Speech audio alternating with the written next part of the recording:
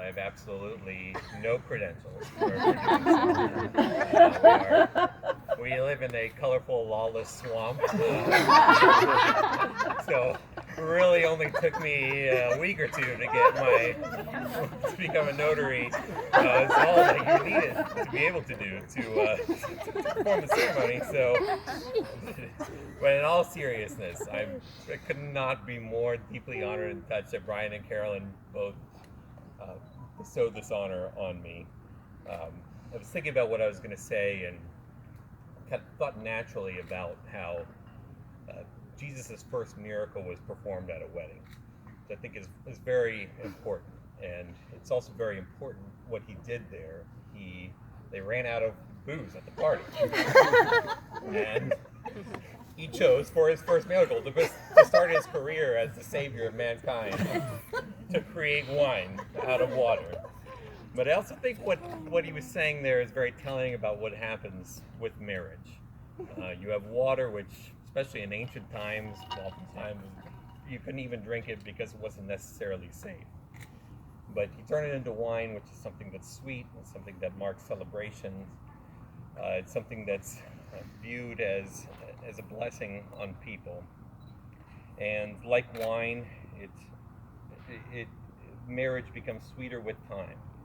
And so the marking of two people coming together marks a transition. Like water to wine, life is becoming sweeter, it's becoming more blessed. And personally speaking, as someone who's known my brother my entire life, I've already begun to see that transformation.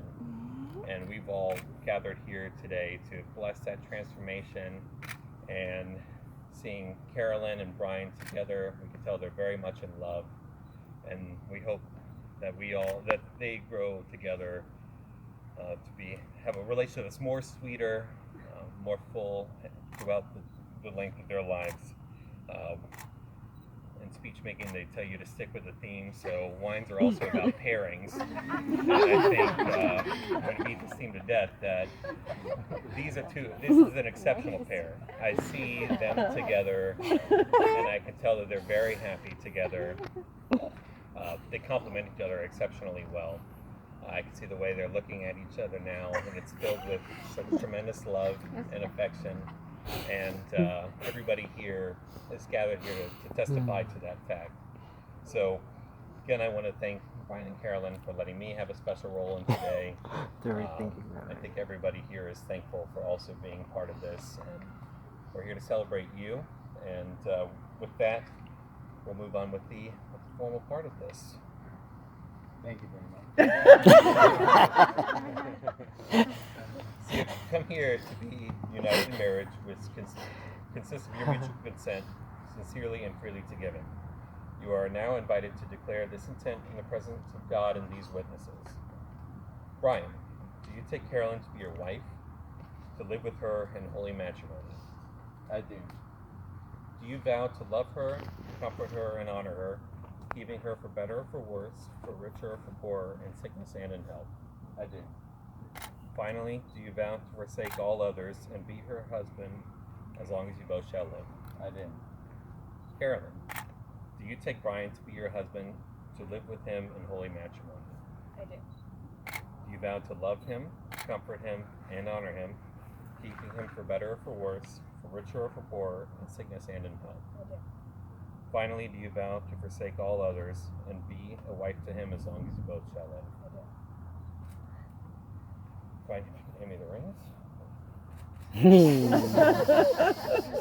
Hopefully. Good job. The one questionable part of the whole Followed through. I Good thought we job, changed Hawks. that. Good job. Good job.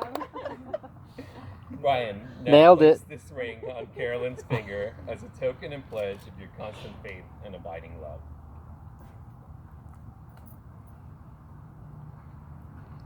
Carolyn, now place this ring on Brian's finger as a token and pledge of your constant faith and abiding love.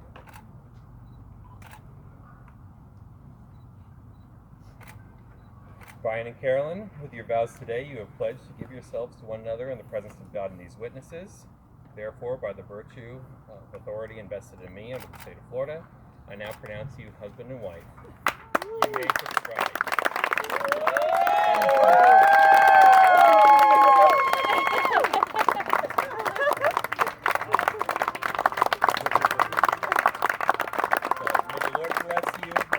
forward into the world now as one.